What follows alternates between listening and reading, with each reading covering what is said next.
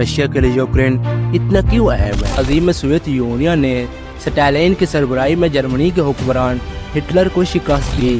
یہ دیکھ کر امریکہ اور یورپی ممالک کے اندر ایک خوف پیدا ہونے اکانومی کو باقی دنیا سے جدا کر دیا۔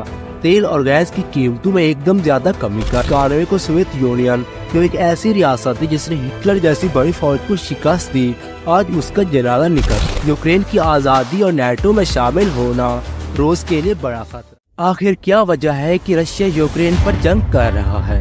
یوکرین کو رشیا کیوں حاصل کرنا چاہتا ہے؟ رشیا کے لیے یوکرین اتنا کیوں اہم ہے؟ آج اس ویڈیو میں ہم یہ سمجھنے کی کوشش کریں گے کہ اس مسئلے کا اصل جڑ کیا ہے۔ اس لیے یہ ویڈیو معلومات سے بھری پڑی ہے۔ دن رات اس مسئلے کو ریسرچ کرنے کے بعد یہ ویڈیو بنایا۔ اگر اس ویڈیو میں میری کوئی خامی غلطی نظر آئے تو مجھے ضرور کمنٹ میں بتانا تاکہ میں خود کو بہتر بنا سکوں۔ وقت کو ضائع کیے بغیر ٹاپک کو شروع کرتے ہیں۔ بات شروع ہوتی ہے سن 1917 سے، جب صدیوں پرانی روسی سلطنت کا تختہ بولشیوک نے الٹا دیا اور اس علاقے میں حکومت قائم کی۔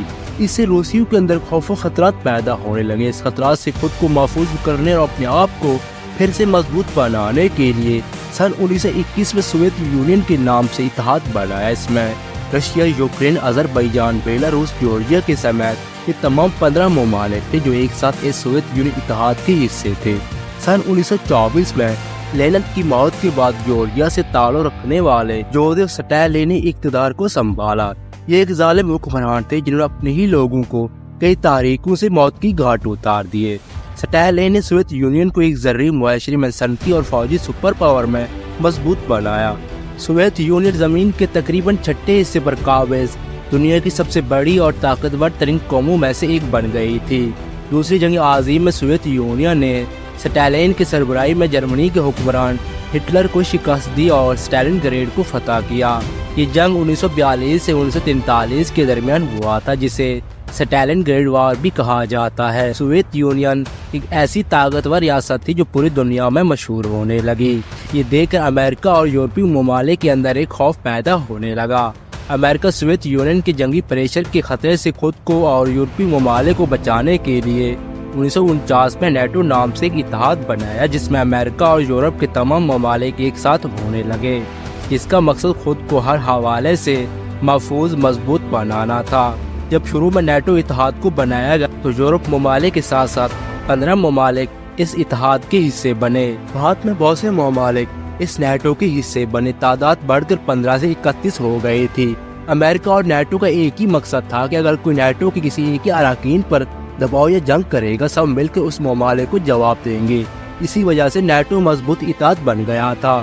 نیٹو کے اتحادی ممالک خود کو زیادہ محفوظ سمجھنے لگے تھے کیونکہ ان کے پیچھے طاقتور ملک امریکہ بھی ساتھ تھا۔ اب بات شروع کرتے ہیں سن 1985 سے، جب گورباچوف سوویت یونین کے صدر بنے تھے، لیکن اس وقت سوویت یونین کے معاملات الٹ ہو چکے تھے۔ معیشت اور دفاعی نظام کا بیڑا غرق ہو چکا تھا، کیونکہ جب 1953 میں اسٹالن کی موت ہوئی تھی تو اس کے بعد حالات کو سنبھالنے والا کوئی نہ تھا۔ سوویت یونین میں حالات دن بدن بگڑتے گئے تھے۔ اتحادی ایک دوسرے پر تنقید کرتے نظر آتے تھے۔ ایک طرف یہ اتحادی آپس میں ایک دوسرے کو برا بھلا کہتے رہے تو دوسری طرف سوویت یونین کی معیشت کو غیر ملکی حملوں کا سامنا کرنا پڑا۔ 1980 میں ریاست متحدہ نے سوویت اکانومی کو باقی دنیا سے جدا کر دیا۔ تیل اور گیس کی قیمتوں میں ایک دم زیادہ کمی کر دی، جس کی وجہ سے سوویت یونین کی تیل اور گیس کی آمدنی میں ڈرامائی طور پر کمی آئی، جس کی وجہ سے بہت نقصان ہوا۔ آخرکار 1991 کو سوویت یونین جو ایک ایسی ریاست تھی جس نے ہٹلر جیسی بڑی فوج کو شکست دی، آج اس کا جنازہ نکل رہا تھا۔ سوویت یونین کے ٹوٹنے کے بعد یوکرین الگ ہو کر ایک آزاد ملک خود کو کہنے لگا تو دوسری طرف روس مضبوط ریاست سے ایک دم کمزور ملک بن گیا تھا، اکانومی اور فوجی لحاظ سے۔ جب پیوٹن روس کا صدر بنا تو اس نے پوری دنیا کو اپنی راز بتا دی کہ میں روس کو اس موڑ پر ضرور لے کر آؤں گا جہاں پہلے تھا، یعنی ایک مضبوط اکانومی اور ایک سپر پاور ملک۔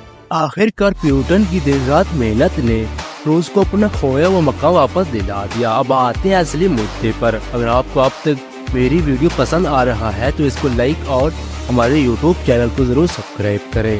جنگ کی وجوہات اصل میں یہی سے شروع ہوتی ہیں۔ 1991 میں جب یوکرین سوویت یونین سے آزاد ہوئے تھے تو اس نے اسی وقت نیٹو میں شامل ہونے کا اعلان کر دیا تھا۔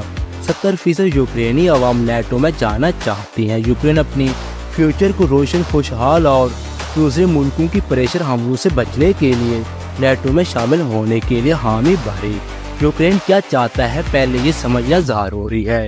यूक्रेन यूरोप का सबसे दूसरा बड़ा मुल्क है। 1994 में यूक्रेन ने यूरोपी हथियार को बनाने का वायदा खत्म कर दिया और साथ साथ यूक्रेन ने सोवियत यूनियन के जो हथियार यूक्रेन में जमा थे उन्हें भी हटा दिया था, क्योंकि यूक्रेन खुद को पाक मुल्क तस्लीम करने पर रजामंद हुए। यूक्रेन नेटो में शामिल होकर अमेरिका और नेटो के तमाम ममालिक की फौजों को अपनी दिफाई मकासद में इस्तेमाल करना चाहता है। अमेरिका और यूरोपीय ममालिक से सपोर्ट हासिल करना चाहता है, साथ साथ अपनी मैशी हालात को बेहतर बनाना चाहता है, लेकिन रूस ऐसा हरगिज़ नहीं करने देगा। ये बात यूक्रेन भी भूल गया था। यूक्रेन को ये मालूम न था कि वो जोग्राफी लिहाज से रूस की नज़र में यूक्रेन बहुत अहमियत रखता है। वो कैसे बताता हूँ। यूक्रेन की आज़ादी और नेटो में शामिल होना रूस के लिए बड़ा खतरा है, क्योंकि जब यूक्रेन नेटो का हिस्सा बन जाएगा तो अमेरिका और यूरोपीय ममालिक की फौजें यूक्रेन में रहने लग जाएंगे। यूक्रेन रूस का हमसाया ममालिक है, इनका एक साथ बॉर्डर है। जब अमेरिका की फौजें इस बॉर्डर पर बैठेंगे, नेटो की इत्तेहादी यूक्रेन में फौजी अड्डे बनाएंगे, तो आप खुद सोचिए क्या रूस को छोड़ेंगे। हर तरह से अमेरिका इसे कमजोर करने में लगा होगा, इसलिए रूस ऐसा नहीं होने दे रहा। यही वजह है कि वो यूक्रेन से जंग कर रहा है, इसे अपना मुल्क बनाना चाहता है। दूसरी बात यह है कि यूक्रेन नेचुरल रिसोर्सेज जैसा कि गैस, तेल, लोहा, एल्यूमिनियम और बहुत सी कुदरती दौलत से माला माल मुल्क है, जो रूस को काफी फायदा देने वाला है। रूस इसलिए नेटो में शामिल नहीं होने दे रहा, लेकिन अमेरिका और नेटो इत्तेहादी यूक्रेन को असला और बाकी चीजें भेजने में लगे हुए हैं। यही वजह है कि अब मजीद रूस खुद को कमजोर नहीं देखना चाहता, क्योंकि यूक्रेन का नेटो में शामिल होना रूस को कमजोर कर सकता है। दोस्तों, ये थी वीडियो इन ममालिक के हवाले से। अगर आप दोस्तों को मेरी वीडियो मालूमाती और इंटरेस्टिंग लगा तो इसे लाइक और हमारे यूट्यूब चैनल को जरूर सब्सक्राइब करें। शुक्रिया।